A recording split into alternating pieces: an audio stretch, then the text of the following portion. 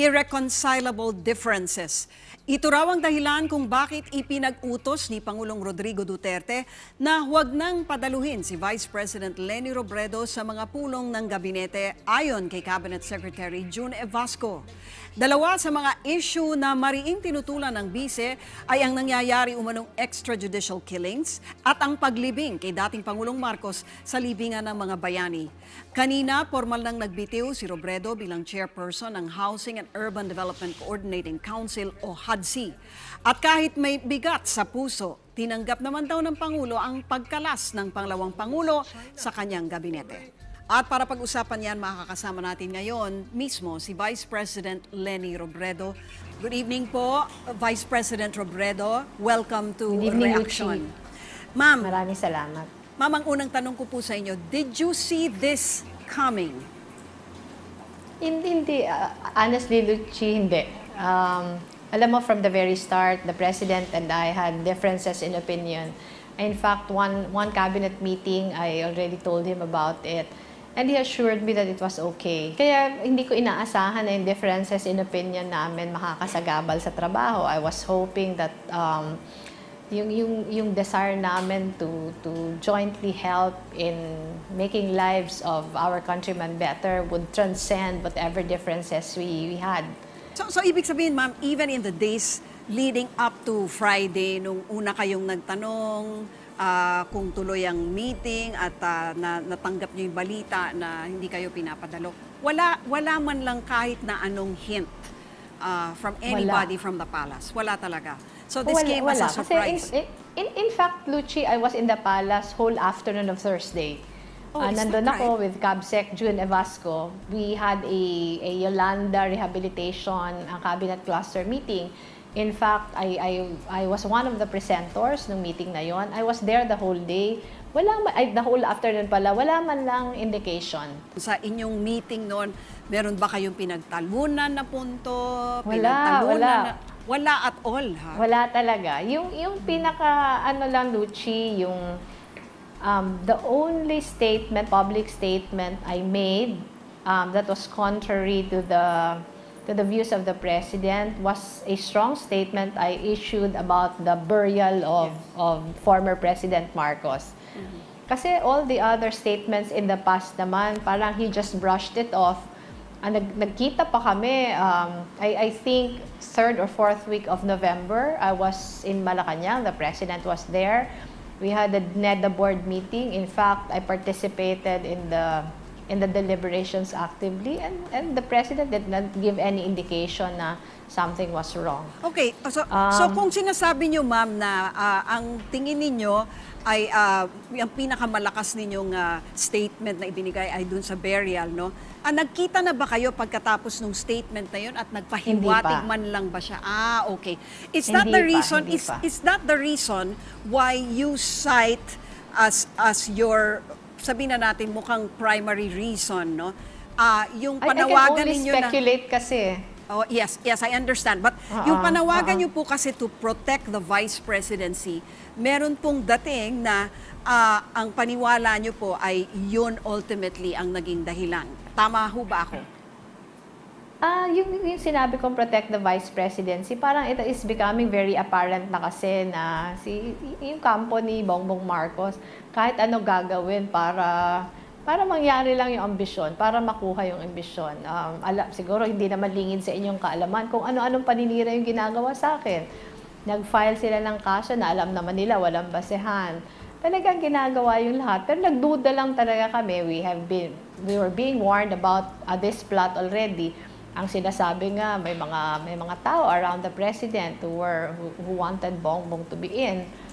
Pero sa amin kasi, nagko-concentrate ako sa aking trabaho, not letting it get in the way. Pero nagulat lang kami nung Saturday kasi when I received the text message, I didn't tell anyone else outside my family and some members of my staff. Siguro 5 o 6 lang yung nakaalam. Pero all of a sudden, yung mga kampo na kampe kay Bongbong Marcos, nag-tweet na saying goodbye to me. Ano gustong sabihin ba nun? May alam sila. Kasi kung meron silang alam, nakakatakot yon. Kasi kung ganun nga, At talagang kino-confirm lang yung plot at talagang to unseat me. Okay, so when you call on people to protect the vice presidency, what exactly do you expect people to do? Na maging vigilant. Okay, but kayo mismo po, ano ho ang mga plano nyo to, sabihin na natin, avert such an ouster? Yung sa akin kasi, Luchi, kailangan lang hindi magpabaya, hindi maging complacent. Kasi alam natin kung ano yung ginagawa para lang makuha yung gusto at the expense of the nation. At talaga yung gusto ng isang tao, isang pamilya, talagang pinipilit. Kaya sa atin, tingin ko, pag taong bayan yung humarang sa kanya, wala siyang magagawa. I see. Is it presumptuous to ask you to say that ang inaasahan nyo dito ay magkakaroon ng, sabihin na natin parang people power rally in support of you if it so happens nga na biglang bumaligtad ang senaryo at maibalik nga sa pagkapanalo si Bongbong Marcos. Sabihin na natin kasi yun nga po ang lumalabas ngayon na may plano na ultimately kakatigan siya ng Supreme Court at ng Electoral Tribunal at siya ang ipoproclaim na Vice President. Ako, Luchi, in whatever form. Basta yung tao, ipaalam niya, ipahayag niya kung ano yung sa kanyang saloobin. Nakita naman natin nung ipinilit nila yung paglibing sa dating diktador, yung mga tao pumunta sa kalye or organically, walang nagtulak, talagang sila mismo pumunta. Kaya yung sinasabi lang natin, kailangan natin ng ganitong vigilance. Kailangan natin ng ganitong vigilance kasi ayaw natin na sirain yung mandato ng tao dahil lang sa ambisyon ng isang tao. Marami ho ngayon ang pumupuna naman sa Liberal Party dahil kung merong isang grupo na tila hindi ganon ka-vigilant o ganon ka, sabihin na natin, medyo kulang sa fervor sa pagpoprotect, sabihin na natin, sa Vice Presidency. Ito ang Liberal Party dahil ngayon pa lang may mga panawagan na dapat bumitiw na sila sa supermajority and yet parang wala pong nangyayaring ganon. Ano ho ang inyong reaksyon sa tila, sabihin na natin, mabagal na paggalaw ng partido in support of you? Ito kasi, Luchi, alam naman natin yung nangyari sa Liberal Party. Pagkatapos na manalo si Pangulong Duterte na galing sa ibang partido, marami kami mga kasamahan sa partidong lumipat na. Kaya ito, yung Liberal Party noon ay iba na sa Liberal Party ngayon in the sense na marami na kaming kasamahan noon na wala na ngayon. Kaya ito, nasa adjustment phase pa yung partido. Wala pa namang upo at pag-uusap na maayos, wala pang gathering ng mga miyembro para pagplanuhan kung ano yung mga mangyayari sa susunod na araw. Pero yung ako naman, Luchi, nag-decide kahapon, talaga nagbigay akong galang sa mga leaders ng partido. When I decided already that I will be resigning, pinaalam ko sa kanila. Siguro, in the next few days, magmi-meet din as a party para pag-usapan kung ano din yung direksyon na gustong tahakin ng aming partido. And as far as HUDC is concerned, meron din po kayong nabanggit, at least in news articles, no, na meron na rin konting pag-iipit sa mga proyekto ninyo. Halimbawa, na-slash yung budget ninyo by 19 billion. Ito ho ba ay naninindigan po kayo dyan? Ito, ayoko naman sabihin pang-iipit yung Luchi kasi hindi ko naman alam kung deliberate ito. Yung sa akin, ito yung challenges.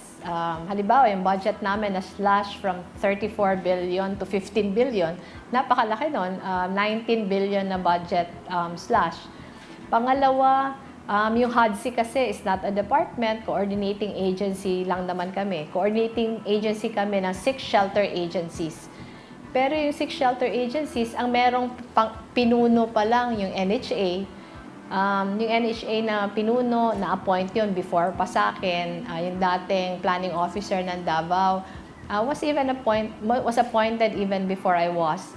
Pero yung 5 ahensya, wala pa na-appoint. We made recommendations, 5 months ago. Hanggang ngayon, wala pa din. But we're making do. Kahit wala pang na-appoint, nagbo-board meeting na kami. Pangatlo, meron kaming executive order na final sa Malacanang to strengthen sana HUD-C for us to be able to function more efficiently. Matagal-tagal na din yun. Hanggang ngayon, hindi pa din pinipirmahan. Pero I don't know if it's deliberate o swamp lang talaga ng trabaho. Pero ito yung mga kahirapan ng posisyon. But do you Pero think that you're sinasabi being lang natin- singled out here? Do you think that you were being singled out somehow? Na yung mga ibang departamento, hindi ganyan, mabibilis may appointment sa kanila, pero sa inyo, sa HUD-C, hindi? Ako I can't really say. Hindi ko din alam. Ayoko na mag-akusa. Pero yung punto ko lang ng pagsabi nun, na kahit may mga ganitong limitasyon, nakakapagtrabaho pa naman kami. We found ways to go around the challenges that we were facing. So ano talaga, nakakasayang din.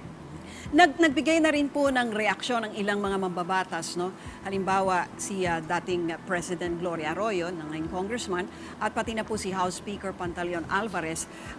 Meron pong mga sa kanilang rango na nagsasabi na hindi naman bago itong ganitong klaseng, sabihin na natin, no? Paparamdam na mag-resign ka na, lalo pa kung isa namang miyembro ng isang, sabihin na natin, grupo or team, ay kontrapelo.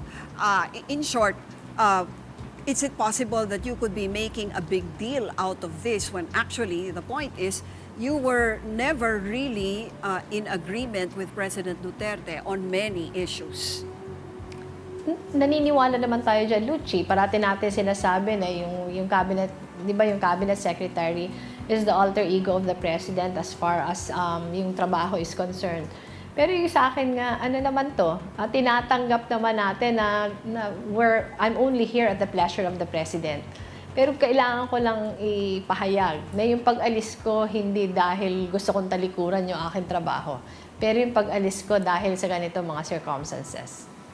Ngayon, kayo po ay you've been in office for 5 months. I know that before that you were already a congressman. Pero meron po ba kayong maibabahagi sa amin na mga karanasan ninyo being in the highest positions in government?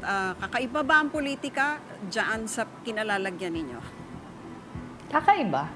Kakaiba, Lucci. Siguro made even worse kasi meron tayo nakatunggali sa eleksyon na hanggang ngayon hindi pa din humihinto, na parang talagang lahat na energies ginagawa to discredit us, lahat na kasinungalingan na paninira sa atin lumalabas. Ano ito? Tingin natin hindi ito nagiging faithful sa pagrespeto sa mandato ng bayan. Pero tayo naman, alam naman ng lahat na nakatrabaho ko, even the cabinet secretaries I've worked with, would know that I did everything I could. I was very passionate with my work. I was very hardworking. Wala naman sila masasabi pagdating sa trabaho. Sabi po ng palasyo, tinatanggap daw po nila ang resignation ninyo with a heavy heart. Ano pong masasabi nyo dyan? Sa akin din, natanggap ko din yung kanilang notice with a heavy heart.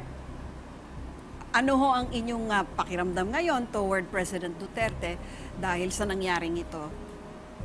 Wala naman, Lucci. Ako, I think obligasyon ko na suportahan pa din yung ating Pangulo.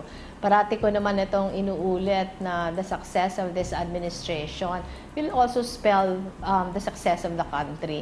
Ako naman, yung sa akin, wala naman akong, yung aking mga personal na pakiramdam should not get in the way sa suporta ko sa kanya. Parati ko naman inuulit, dun sa mga pulisiyang naniniwala tayo yung kakabuti ng ating bansa, magiging very supportive tayo. Doon naman sa mga pulisiyang palagay natin hindi nakakabuti sa atin, we will be very vocal about our opposition. Ano lang ito, pero tingin ko naman kailangan pa din nating suportahan yung magagandang programa ng administrasyon na to.